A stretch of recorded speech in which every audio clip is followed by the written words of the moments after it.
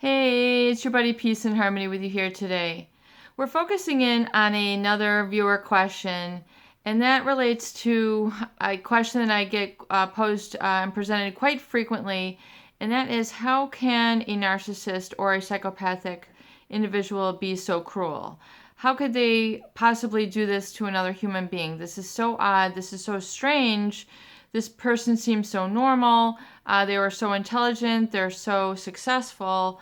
I had never attributed or thought that this was even humanly possible for someone to treat me in such a manner, to be so cruel, to send me horrible emails, to show up at my house, to stalk me, to create such this really drama. I would say is the main thing. The drama, the chaos, the love bombing, the devaluing, the discarding. It just doesn't make sense. The gaslighting, where mostly it's causing you to doubt your sense of reality. And the reason is because these individuals, narcissists, as well as those individuals who present with psychopathy, they do not have an experience of empathy or a certain connectivity, a connection to others. They don't really value that closeness. They always value power, control, and being able to be above or superior to others. So they don't find their connectivity in humility, in humbleness, in appreciating others and diversity, and all the different talents that each individual traits. In other words, the understanding that it takes many different talents to make the world go round. They don't see things in that manner. They have a high propensity to judge and compare and contrast. And really, that whole comparison and judging of others is really the origin and cause of a lot of unhappiness. So if you're constantly judging others or feeling like you're being judged, it can really help to inhibit your happiness, inhibit your growth, inhibit your relationships, and really keep you separate from your destiny. Because if you're constantly having to evaluate, analyze, judge, condemn, worry, feel about being prosecuted, feeling suspicious, feeling paranoid, then you can't just let go and live your life. You can't just be at one. You can't be in a state of integrity. You can't be in a state of wholeness. You're constantly have to react. You're having to constantly react or be driven by the standards, wishes, needs of another rather than being internally fueled. And if your sense of direction is based on another person's expectations for you, they're not internalized. And so you're constantly really going to feel like a sense of resentment, or you're not measuring up. You're not meeting their expectations. You're going to be, in essence, addicted to disappointment. You're going to feel unhappy. You're going to feel unfulfilled. You're going to be frowning a lot. You're going to be depressed. You're going to have anxiety. You're going to have social anxiety. You're going to feel ashamed about yourself because you're feeling like you're never really yourself. You're not really able to be your authentic self because there's this divide between the standards that this person is holding for you, which oftentimes is very perfectionistic and unable to be attained. So in essence, you're constantly chasing after the wind. You're constantly chasing after a goal which can never be fulfilled. And furthermore, those goals are established by somebody outside of you, so you really don't have ownership. You don't really feel like it's your life. You don't feel like it's your goal. You don't feel like it's your passion. You don't feel like it's your values. And people get very much into that codependent tendency where they feel the drive and the need to satisfy these methods of and origin of perfectionism, and really their sense of reality is established by another person. So it becomes really a perpetual cycle of gaslighting, where really one does not know where their boundaries are. They don't have a firm sense of reality or really happiness, feeling like they're in control, feeling like they're navigating their own life and like they can be self-reliant, autonomous, self-dependent, independent. And this in turn, if they're not driven from within and they're always driven by that sex or I'm sorry, that success outside, or this, desire to fulfill others through sex, it becomes a very depleting, exhausting lifestyle. Does deplete their adrenal system. It tends to deplete a lot of their serotonin, the dopamine. Rewards are constantly being sought outside of them rather than within, just having an internal state of happiness and peace. So really, it's the whole turnaround that needs to be experienced is turning around, coming back within, coming back to center, taking a moment to unplug. I like that word, unplug. So unplugging from all the overstimulation, getting a chance to listen to the voice within, turning off the news, turning off the drama, all the different negativity that tends to be circling in your atmosphere, either your immediate atmosphere and really, maybe the world at large. And then just coming back to yourself, your sense of gratitude for your health or what you have, for having a warm place, a cool place, that, everything is, you've got food on the table. Just coming back to some of the simple basics in gratitude can help restore your perspective. I think this is very important and very much a very important tool to helping navigate through abusive relationships that can be at the hands of those individuals who create a perpetual cycle of insecurity, fear, guilt, resentment, obligation, and really a lot of the negative emotions that can be very depleting and degenerative in nature. Especially, at the psychopathic level, it becomes more severe, more pronounced than at the narcissistic. So the cruelty is meant to keep you really sort of disengaged from your own sense of self-trust. So if they are able to control you, if they're able to overpower you, then they have just experienced a win. A win not by empowering you or helping you to be independent, autonomous, trusting yourself, trusting your environment. You've just basically given up your right to direct yourself, direct your feelings, have self-control. You've basically given up that right. And when a psychopath or a narcissist sees this, they are, in delight because they feel that they have won. They have won you over. Basically, they have won you. It's very much a sense of a very sadistic victory, where they essentially get a sick jolt or a sick high from basically dehumanizing you. Dehumanizing meaning separating you from your internal qualities of trust, of being able to satisfy and rely on yourself.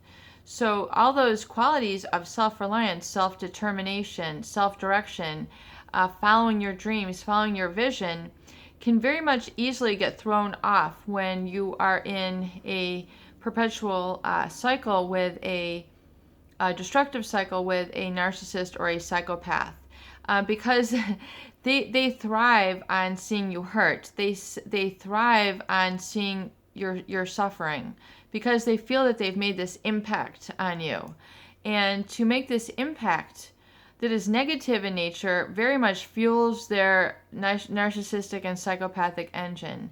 They get aroused by that. They get aroused from it. It's grist for their mill. It is nutrient for their psyche.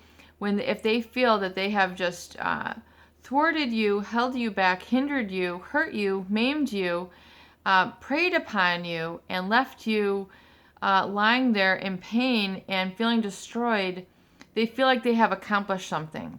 And most people, generally of healthy psychology, would very much works to the opposite. In fact, most people who are codependent, are very much to the opposite. However, most people in general who have a cohesive or functional relationship with themselves intrapersonally as well as intrapersonally with others, in their family and in their workplace, strive very much to be more contributive, collaborative, establishing trust, establishing connectivity with people, and being able to call on that relationship for future, and make new friends, but keep the old. One is silver, the other is gold. I mean, it's they cherish relationships. They don't like to burn bridges. They don't like to create confrontation.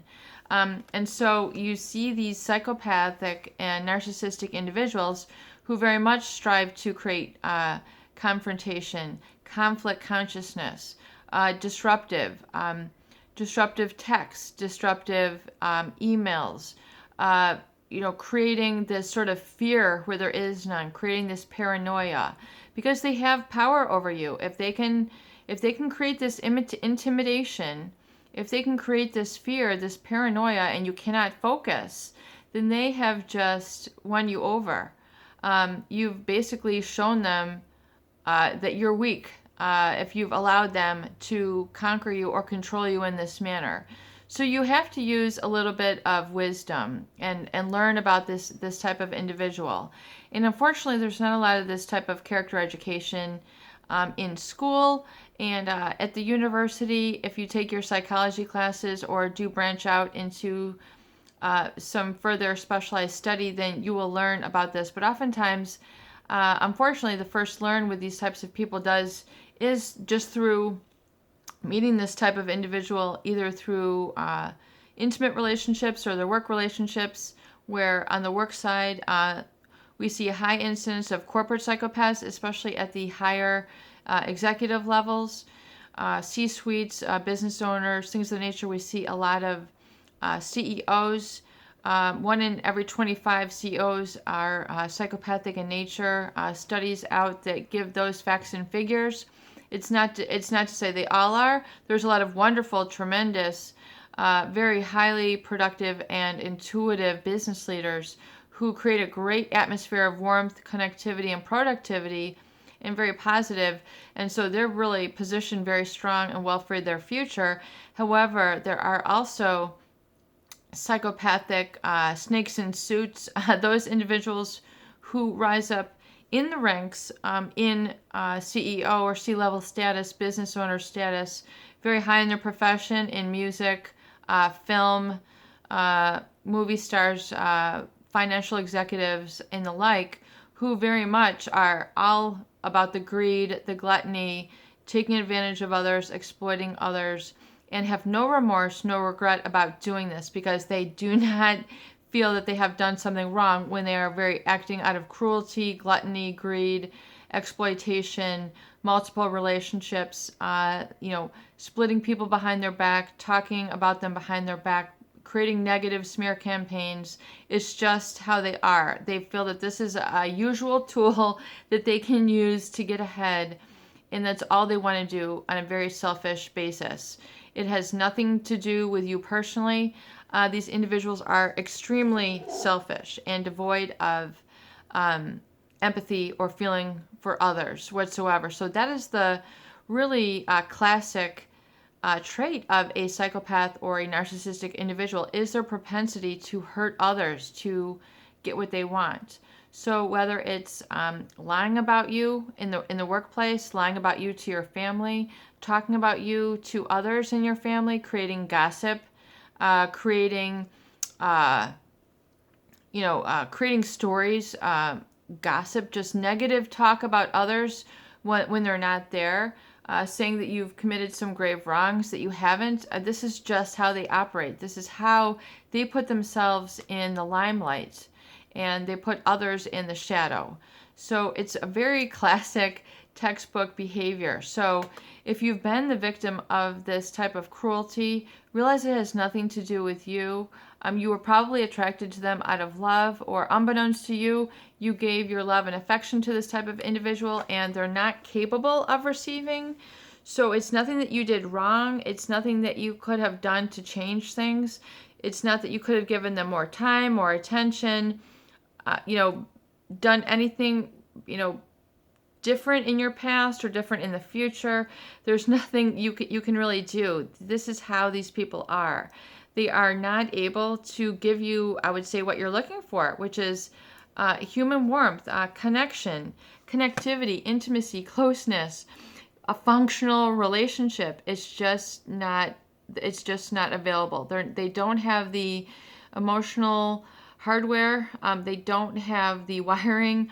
They don't have the physiology in their brain. In fact, the psychopath very much have almost a donut hole of a void in their corpus callosum and in the amygdala, and there's a number of different centers which interconnect, which relate to impulse control and this sort of aggressive behavior. So they're really not able to change. They're not able to stop. It's an insatiable need for them, in the words of Sam Vyatkin. So, realize the best thing you can do is just move on.